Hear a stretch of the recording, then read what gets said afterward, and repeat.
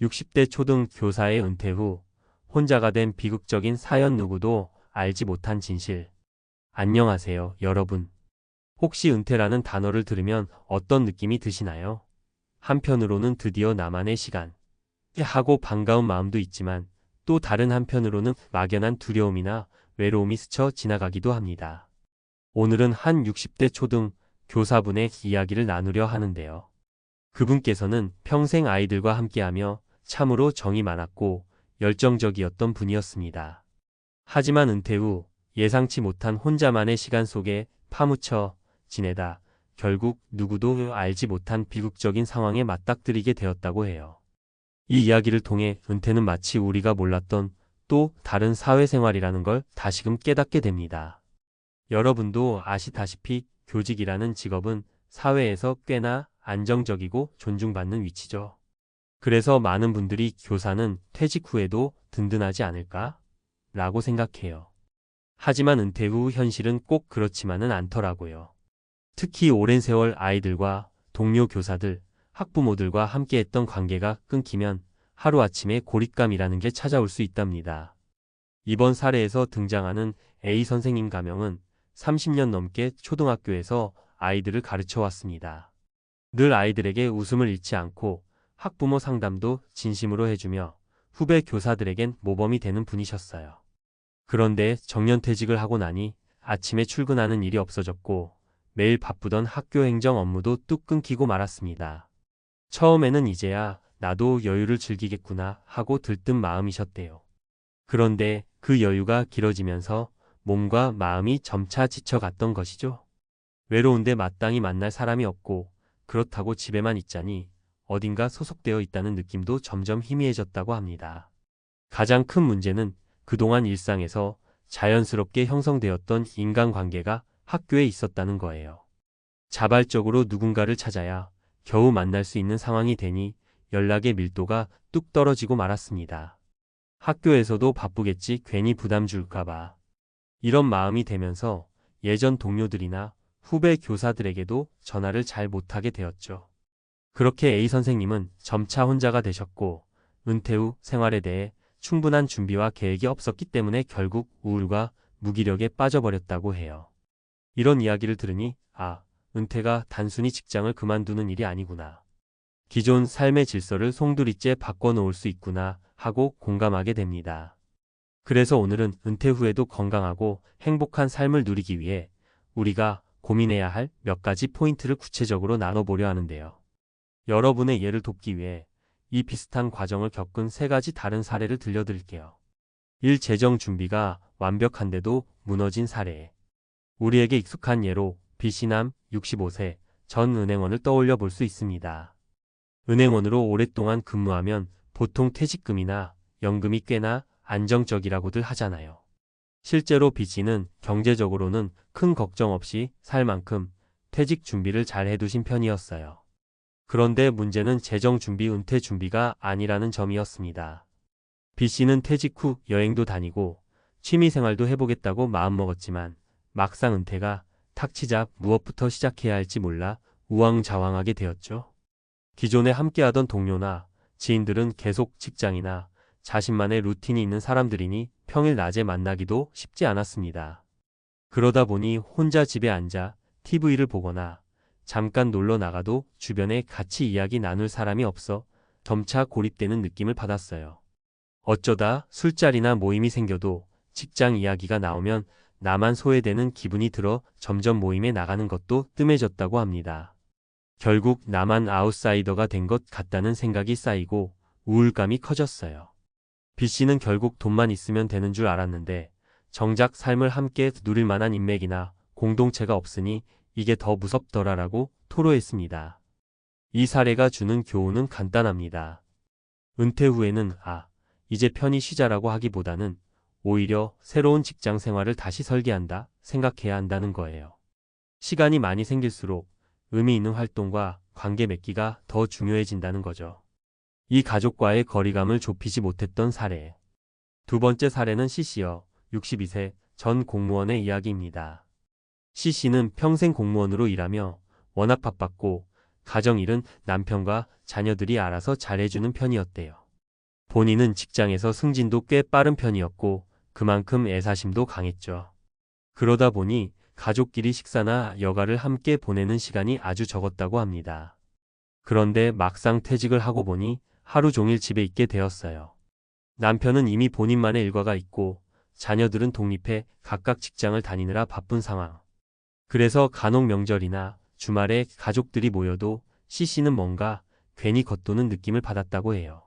가족인데도 왠지 어색하고 대화 주제도 잘 안 맞고 내가 이 집 식구가 맞나?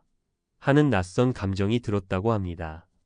결정적으로 씨씨는 퇴직과 동시에 자기가 가족을 위해 무엇을 해줘야 할지 또 어떻게 재밌게 함께 지낼 수 있을지 전혀 생각해 본 적이 없었다고 해요.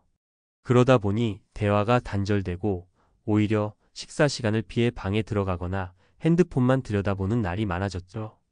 시간이 흐르며 가족들도 자연스럽게 각자 할 일을 하다 보니 씨씨는 혼자만의 섬에 갇힌 기분을 느끼게 됩니다. 은퇴 후 내가 가장 가까워야 할 사람은 가족이겠지라고 많은 분들이 막연히 생각하시지만 생각만큼 쉽지는 않습니다.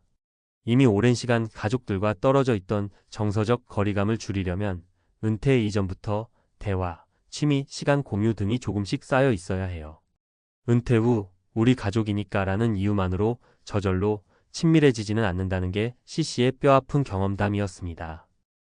새로운 꿈을 찾지 못해 길을 잃은 사례.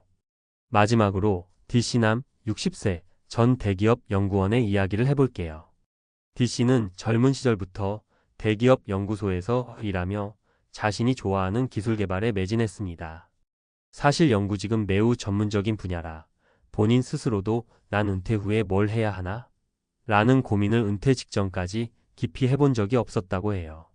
왜냐하면 자신의 커리어가 곧 정체성이라고 믿었기 때문이죠.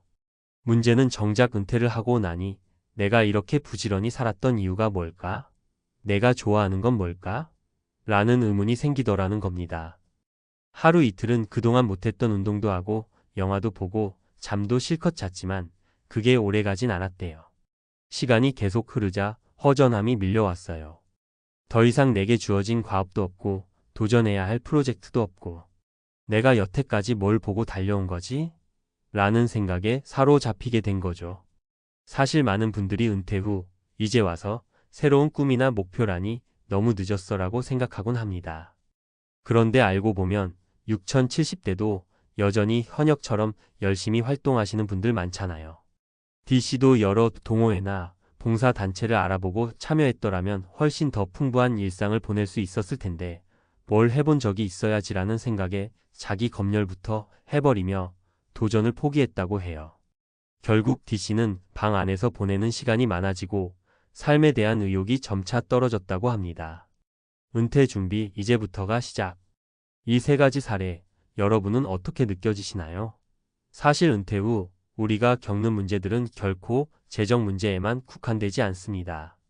물론 돈이 중요하죠. 하지만 막상 돈이 있어도 관계의 단절, 자기 정체성 혼란, 가족과의 소원함 등으로 힘들어질 수 있다는 게 중요한 포인트예요. 앞서 언급한 60대 초등 교사분도 평생 교직 생활을 하시며 꽤 안정적인 노후를 예상하셨을 거예요. 정년퇴직이란 게 괜히 있는 게 아니잖아요. 하지만 은퇴 준비는 단순히 언제 퇴직할지만 정하는 게 아니더라고요. 퇴직 후 어떻게 살아갈지, 나만의 목적과 관계망, 그리고 즐거움을 어떻게 확장할지를 미리 고민하고 작게라도 실천해보는 게 정말 중요해요. 첫째, 사회적 관계 맺기. 기존 직장에서 가깝게 지내던 동료나 후배들과의 연락은 물론 새로운 사람들을 만날 수 있는 취미 모임, 동호회, 봉사단체에 관심을 가져보세요. 혼자 하기 어렵다면 지자체나 노인복지관에서 운영하는 다양한 프로그램에 살짝 발을 담가보는 것도 좋아요. 둘째, 가족과 함께하는 작은 계획 세우기. 은퇴 후에는 가족들도 여러분과 갑자기 24시간을 같이 보내게 됩니다. 어색하거나 갑갑할 수 있어요. 그럴수록 저녁 식사나 주말 일정에 대해 미리 함께 할 프로그램을 계획해 보세요. 산책, 등산, 영화 관람 등 사소한 것부터 시작하는 게 훨씬 부드럽게 다가갑니다. 셋째, 새로운 꿈을 찾아보기. 내가 정말 하고 싶었던 게 뭐였지? 한번 곰곰이 생각해 보세요. 과거 바쁜 업무 때문에 못했던 취미가 있으면 시도해 보시고, 혹은 지역 사회에서 필요한 일이 뭔지 살펴서 봉사활동에 참여해 보는 것도 좋은 출발입니다. 아예 새로운 분야의 공부를 시작하시는 분들도 있습니다. 늦었다고 생각하는 순간이 가장 빠른 때라고 하잖아요. 마무리하며 오늘 전해드린 이야기, 그리고 3가지 사례가 주는 교훈을 통해 여러분께서도 은퇴 준비를 조금 더 깊이 고민해 보셨으면 좋겠습니다. 은퇴는 선택이 아니라 누구에게나 예고 없이 찾아오는 인생의 한 챕터이니까요. 그럼 어떻게 해야 할까? 라는 질문에 답하려면 먼저 자신을 이해하고 내가 어떤 관계를 맺고 싶은지, 뭘 하며 살아가고 싶은지 미리 조금씩 준비하는 게 필요하겠죠. 특히 50대, 60대 여러분께선 아직 기회가 있습니다. 정말이에요. 내 몸이 건강하고 열정이 남아있다면 무엇이든 도전할 수 있는 시기죠. 재정적으로 준비하는 건 물론 좋고요. 그와 동시에 내 삶에서 의미 있는 관계와 활동을 어떻게 만들어갈까 자꾸 궁리해보는 겁니다. 공부해도 좋고, 취미활동을 병행해도 좋고, 동네 모임이나 봉사활동을 찾아가도 좋습니다. 뭘 하든 간에 함께를 지향하는 게 외로움을 예방하는 지름길이라는 사실 꼭 기억해 주세요. 오늘 이야기는 여기까지입니다. 60대 초등 교사의 은퇴 후 혼자가 된 비극적인 사연, 누구도 알지 못한 진실. 이 사실 남 이야기 같지만은 않죠. 언젠가 우리 모두가 맞닥뜨릴 수 있는 현실일지도 모릅니다. 그래서 우리는 미리 준비하고 조금씩 대안을 마련해 두면 좋겠습니다. 여러분도 혹시 은퇴를 앞두고 불안하거나 이미 은퇴 후 마음 한구석에 허전함이 자리 잡고 있다면 오늘 사례를 계기로 작은 변화부터 시작해 보세요. 그렇다면 은퇴 후 삶도 분명 지금보다 훨씬 더 풍요롭고 즐거운 여정이 될 거라 믿습니다. 감사합니다.